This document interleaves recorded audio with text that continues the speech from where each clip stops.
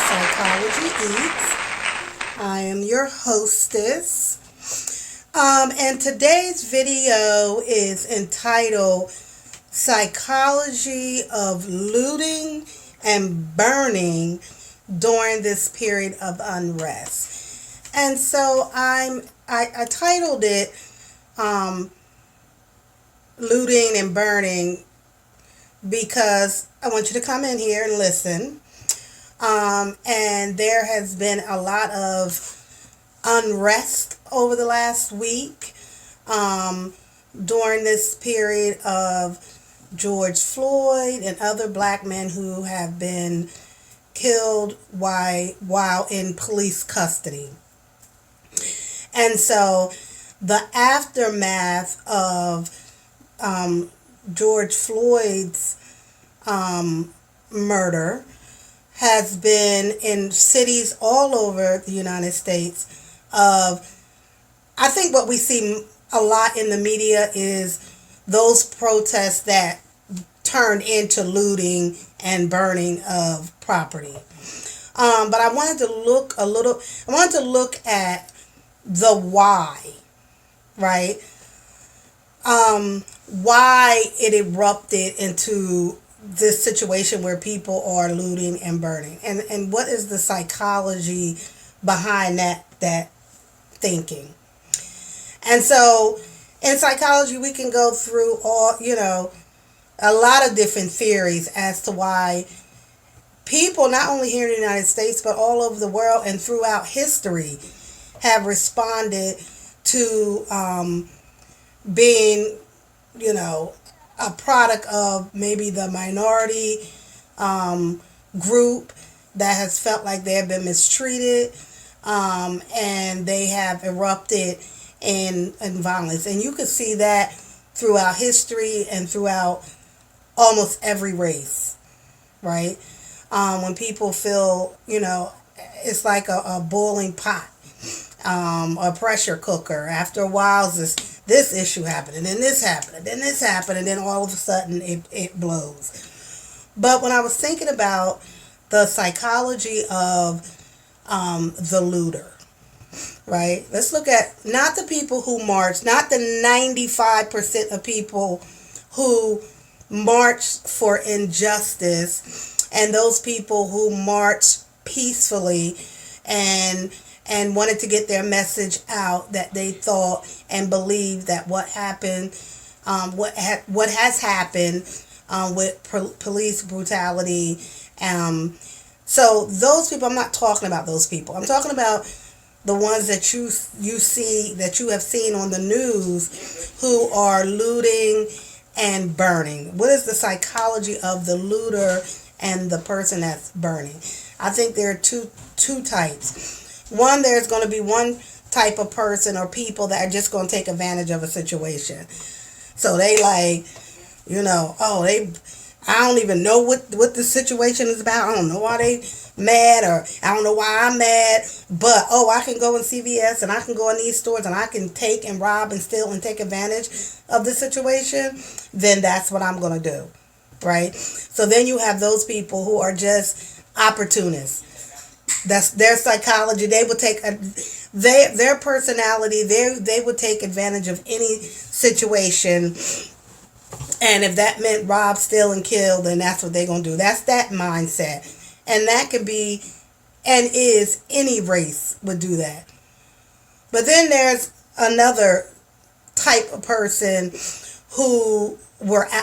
people who were out there marching, and it turned into, maybe they were set something on fire, or maybe they took something. Those people, there's a psychology behind that too. So I compared the looter / person who burned or destroyed property, and when I look at in psychology, there are many different theories based on personality, mood. In psychology, we have a theorist for everything. But one popular theorist was Maslow, Abraham Maslow. And Maslow talked about the hierarchy of needs, right? So any psychology book, you can find his Maslow's hierarchy of needs, right? So what Maslow said was that at the bottom of the needs chart is our physiological needs, our basic needs: water, food, fresh air, sex. As a human being, we have these basic needs that we need to have, right? And once we have those needs are met, then we can move up to the next level, which is safety, right? Safety in your community, right? Do you feel safe in your community? So then there's where we can look at the psychology of the looter, right? So you figure the person who is looting and marching or whatever they're doing in their particular community, do they feel a part of that community, right? Does that young black man or woman or Hispanic man or woman, if we're going to look at that group, do they feel like they're a part of that community, right? So if you look at some of the urban areas that were probably hit the hardest as far as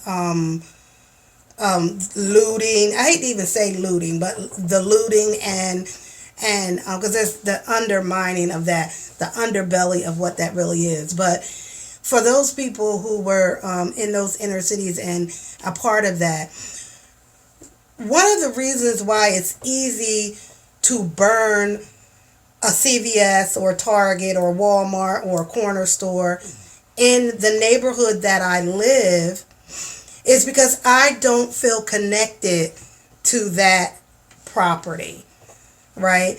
I go in Target, I'm watched, I'm disrespected. I don't feel like I'm part of, I'm a customer, but I'm a secondhand customer. So I'm followed, I'm disrespected, I'm seen as a possible criminal. So now I don't have that attachment to the Target or the CVS or even the corner store. If you go to any urban area and you go in the corner store in most cases is owned by someone other than a black or Hispanic person. And oftentimes in those urban stores, those storekeepers are behind some sort of petition, right? So now it's a you and a us and a them and a you situation. So I don't feel connected to you either, right? If I'm the young, black, Hispanic, male or female looter. Now I'm in my community, but I don't feel connected to those stores. I don't feel connected to anything in this neighborhood. I don't even feel safe in this neighborhood, right? I don't even feel safe here. So if you look at Maslow's hierarchy of needs, that need is not being met, right? And then above that is a sense of belonging, right? Do I really belong in this community? Is this really a place where I feel like I belong here? I want to protect this community because this is my community, right? I want to protect it. And for a lot of people, young people that might have been a part of the looting and a part of burning property, if they don't have that sense of connection to that property, to those buildings, to that community, then I can burn it down, right? I can burn it down. Also, another part of that psychology of the looter or the psychology of the person who's burning, if you look at the black men who have been murdered while in police custody, and I began to manifest that and to say, and when I look at the video, and I didn't look at the whole video of Mr. Floyd, I couldn't watch him be murdered like that, but I can envision that as being my husband, my father, my son, right? When I see him, I see men that I love in my family. I see men in my community that I respect, that I love, and to be murdered that way, right? So now I have all this anger and I'm pissed that this has happened. Although George Floyd is not my family, and other men like him are not my family, I feel like they are, right? So now I have this anger in me, right? And I already don't feel connected to the community. I already feel disrespected in the community. So it's nothing that I would burn or I would loot or I would destroy the community that I don't feel connected to anyway, right? When young people and older people and just people in general, when you feel that sense of connection, love, respect, right? Not only from the buildings of your community, but the people in your community, the police officers that are supposed to protect your community and protect you, right? When you feel like you're a part of that, then you are going to be less likely to destroy it in a time of pain and anger and hurt and sorrow, right? And I feel I know, and a lot of people, everyone has their own thinking about this subject, their own feelings about it, but I say this too. If you murder somebody that I love, right? You meaning, and we're looking at it's like the establishment. You murder somebody that I love, you don't have the right to tell me how to react to that. You don't have the right to tell me how I should feel, right? When I say you, I mean the establishment, right? You don't tell me how I feel. You don't tell me how I react. I'm going to give you what I give you because I'm hurt, I'm angry, I'm pissed, and I'm tired. So when we look at the psychology of the looter, I think you have to have an open mind and an understanding of where people are coming from. And I think you have those opportunists who would take advantage of any situation. They don't care. But then you have the people who are reacting out of anger and that feeling of you, establishment, society murdered my brother. And you're not going to tell me how to react to that. So, tell me what you think of this video. This is just psychology, and looking at it from a psychological viewpoint of the unrest that is happening in our country right now. I think that after the anger, there will be that people it will quiet down in a manner that we can move forward and talk about what needs to happen. And I think what they're saying and what some parts of government is saying, that we have to look at police officers and the education of police officers and move forward with that in training and monitoring and all that good stuff. So after the anger, and people settle down, I know that we could come together as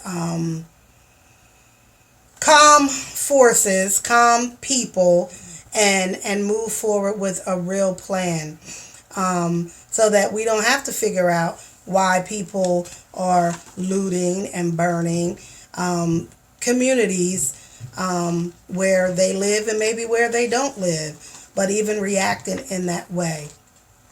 So I hope you enjoyed this video. Please subscribe, share, like, leave a comment. Remember, you can ask me any questions in our world of psychology, and I will answer them hopefully in a video, but I will certainly email you back with a response. Thank you.